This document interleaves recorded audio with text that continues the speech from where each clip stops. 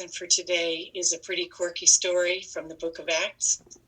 One of my favorites begins at Acts 10, and I'm reading from the Message. There was a man named Cornelius who lived in Caesarea. He was captain of the Italian guard. Cornelius was a thoroughly good man.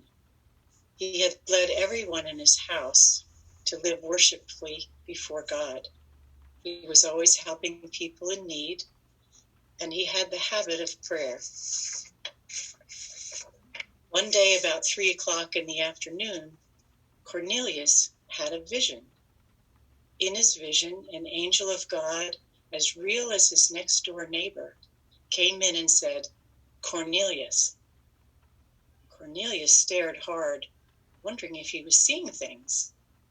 Then he said, "What do you want, sir?" The angel said, "Your prayers and neighborly acts have brought you to God's attention. Here's what you are to do. Send men to Joppa to get Simon, the one everyone calls Peter. Peter is staying with Simon the tanner, whose house is down by the sea." Well, as soon as the angel was gone, Cornelius called 2 servants and one particularly devout soldier from his guard. He went over with them in great detail everything that had just happened and sent them off to Joppa. The next day, as the 3 travelers were approaching the town, Peter went out on the balcony to pray. It was about noon. Peter was hungry and started thinking about lunch. While lunch was being prepared, he fell into a trance. In that trance, Peter saw the skies open up. Something that looked like a huge blanket lowered by ropes at its 4 corners, and it settled on the ground. Every kind of animal, reptile, and bird you can imagine was on that blanket. Then a voice came saying, "Go to it, Peter, kill and eat." Peter said, "Oh, no, Lord. I've never tasted so much as a drop of food that was not kosher." The voice came a second time. "If God says it's okay, it is okay." This happened 3 times, and then the blanket was pulled back up into the skies. As Peter, puzzled, sat there trying to figure out what it all meant, the men sent by Cornelius showed up at Simon's front door. They called in and asked if there was a Simon, also called Peter, staying there. Peter invited them in and made them feel at home. The next morning, Peter got up and went with the men. Some of his friends from Joppa also went along, and a day later, they entered Caesarea. Cornelius was expecting him and had his relatives and close friends waiting with him. The minute Peter came through the door, Cornelius was up on his feet greeting him, and then down on his face worshiping him. Peter pulled him up and said, "None of that. I'm a man and only a man, no different from you." Talking things over, they went on into the house, where Cornelius introduced Peter to everyone who had come. Peter addressed them, saying, I'm sure that this is highly irregular. Jews just don't do this. They don't visit and relax with people of another race. But God has just shown me that no race is better than any other. So the minute I was sent for, I came, no questions asked. But now I'd like to know why you sent me. When he learned that Cornelius had a dream of sending for him, and that he was ready to listen to whatever the master put in your heart to tell us, quote unquote, Peter fairly exploded with his good news. He said, "It's God's own truth. Nothing could be plainer. God plays no favorites. It makes no difference who you are or where you're from. If you want God and you're ready to do as God says, that door is open." Here ends the reading of our scripture lesson for today. Thanks be to God. Today, we're going to talk about just being who we are. What God says is okay. If you remember nothing else from today, that's it. In Acts 10, the subject was about food, and for the Jewish community, kosher was a big deal. But Peter applied that to people, especially when they began speaking in tongues, and it was clear the Spirit was upon them. The word that is used there for hesitation, it says he did not hesitate to get up and do what he was told to do, even though he didn't understand it quite at that time. That word also means discriminate, or it can mean discriminate.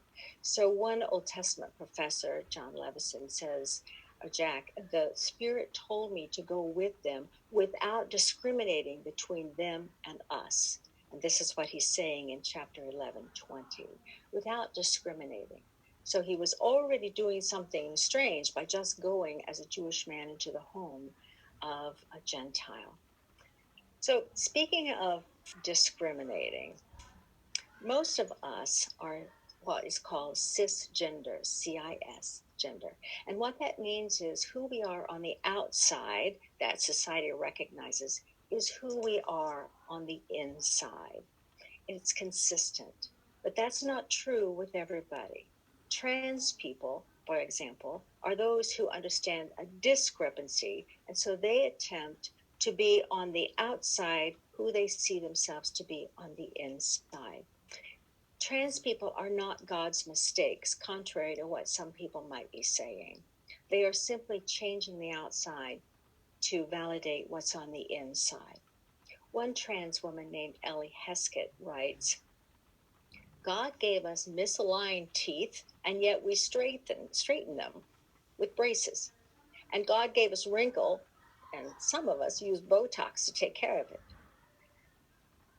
God gave us bad vision, and yet we fix it by wearing glasses. God gave me a non-functioning pancreas, and yet I fix it by wearing an insulin pump. If I didn't, I would literally die. Do you want to tell me it's a mistake that I'm still alive? But of course, the world does define people as not okay. And unfortunately, many churches join in and forget the lesson of Acts 10, the lesson that Peter understood. So right now, there's an ongoing and malicious intent on people who are simply trying to be consistent on the outside with who they believe God has made them to be on the inside.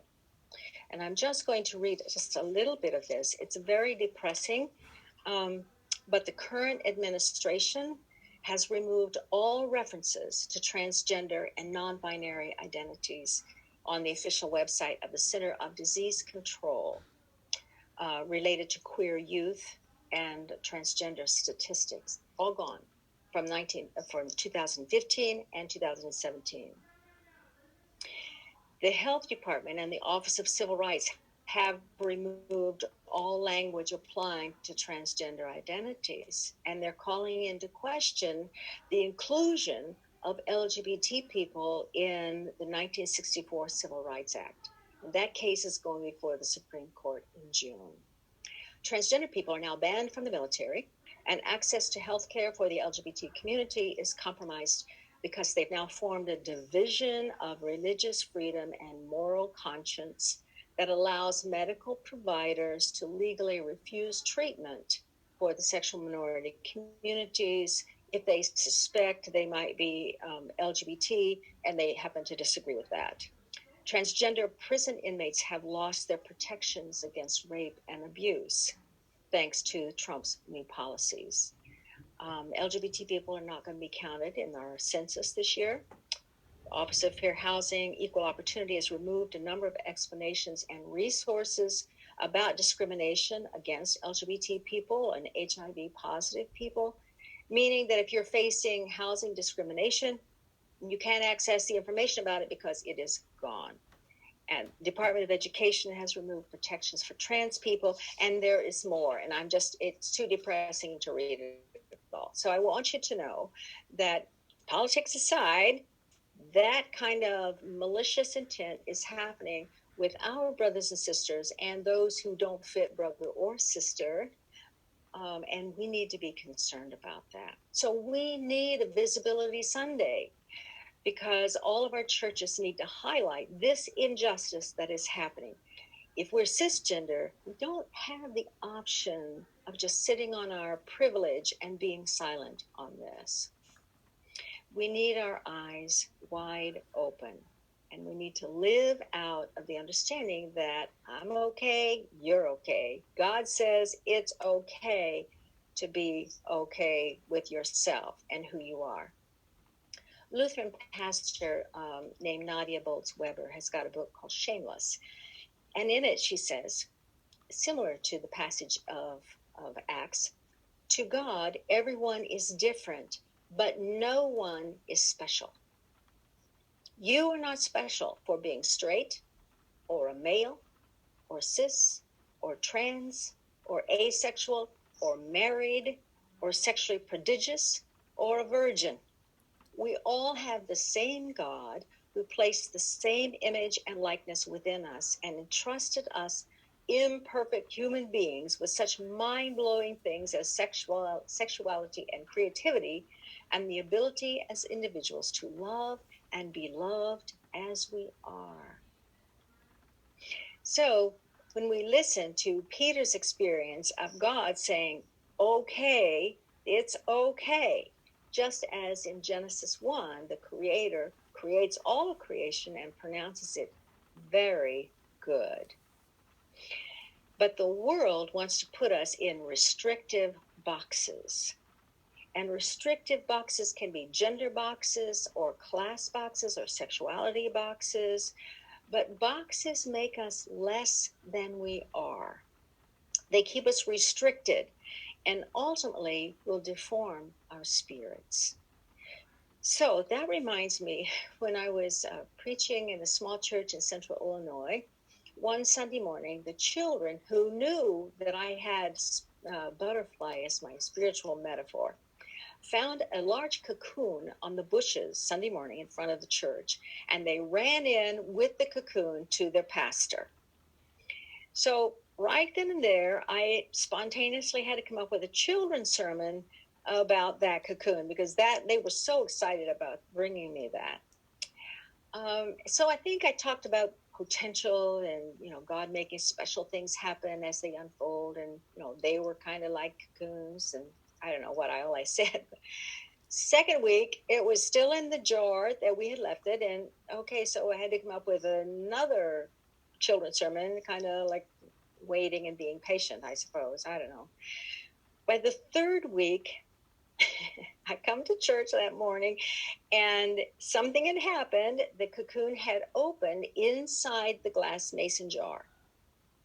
However, when it opened, it could not fully stretch its very large wings. And as a result, it had hardened in a deformed state. That's what the culture does to us when it says you are less than, or you're not pure enough, or you're not worthy, or whatever, and tries to keep us in a certain configuration. I remember talking at the University of Pennsylvania in a small group about privilege and about race. We were talking about, and it was mostly African Americans, people of color. And there was a white guy there who raised his hand and says, wait a minute, I know I'm white, but I am the oldest of 12 kids, and I grew up in Appalachia. And I can tell you that my privilege is limited. Now, we may or may not understand that or agree with that, but his understanding was he didn't fit in the box of privilege at all. And in fact, the truth is that the way the culture deforms our spirit is it keeps coming up with new things that makes us unacceptable. Like this fella, well, you don't have enough money.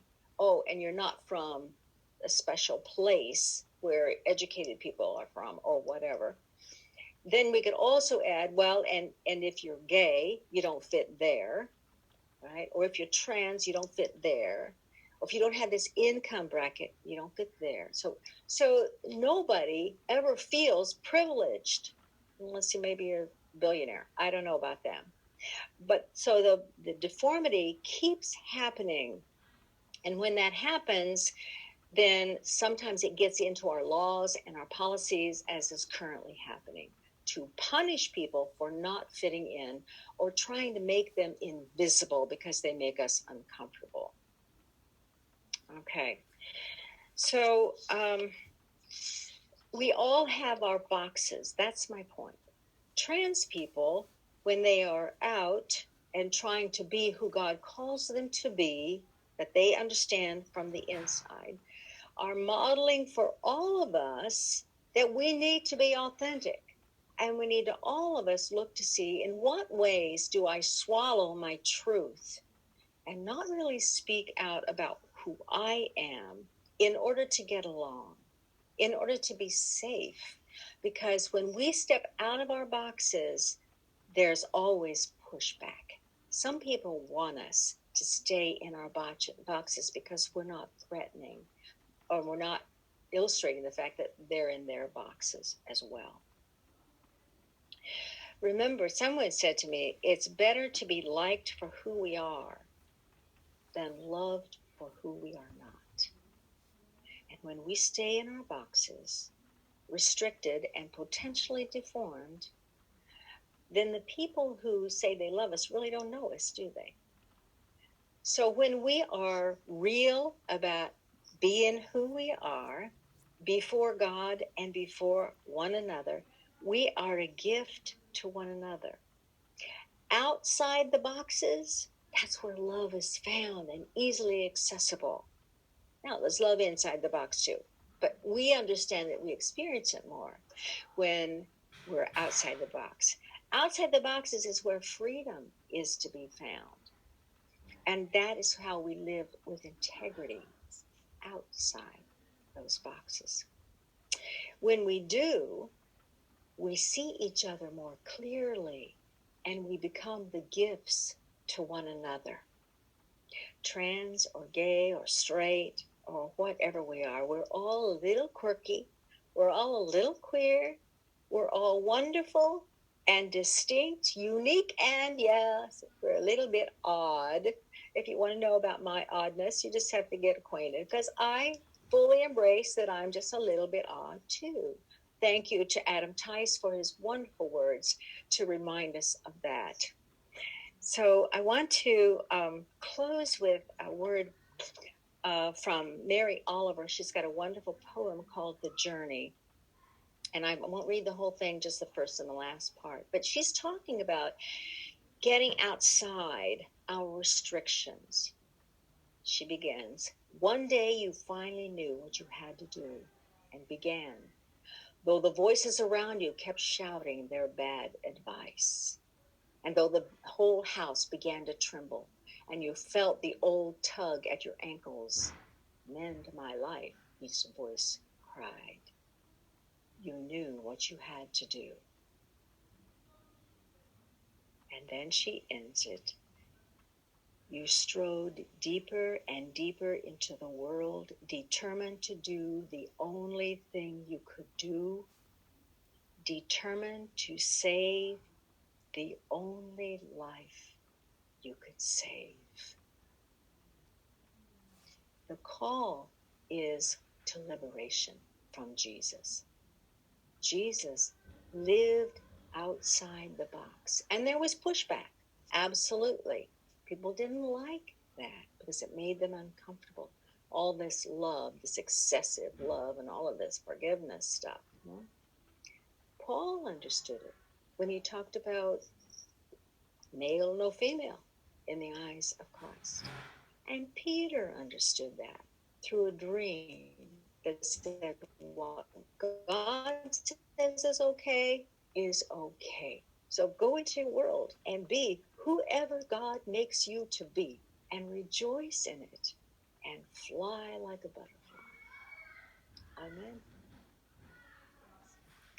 Now, I said, when we are real with ourselves and with our God, we become a gift to one another. And so this is what I'd like to say to each of you. Thanks for just being you.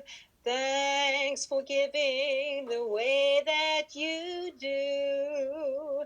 Thanks for the love light that keeps shining through. Thanks so much for just being you. You're a gift to all of us. Go in peace.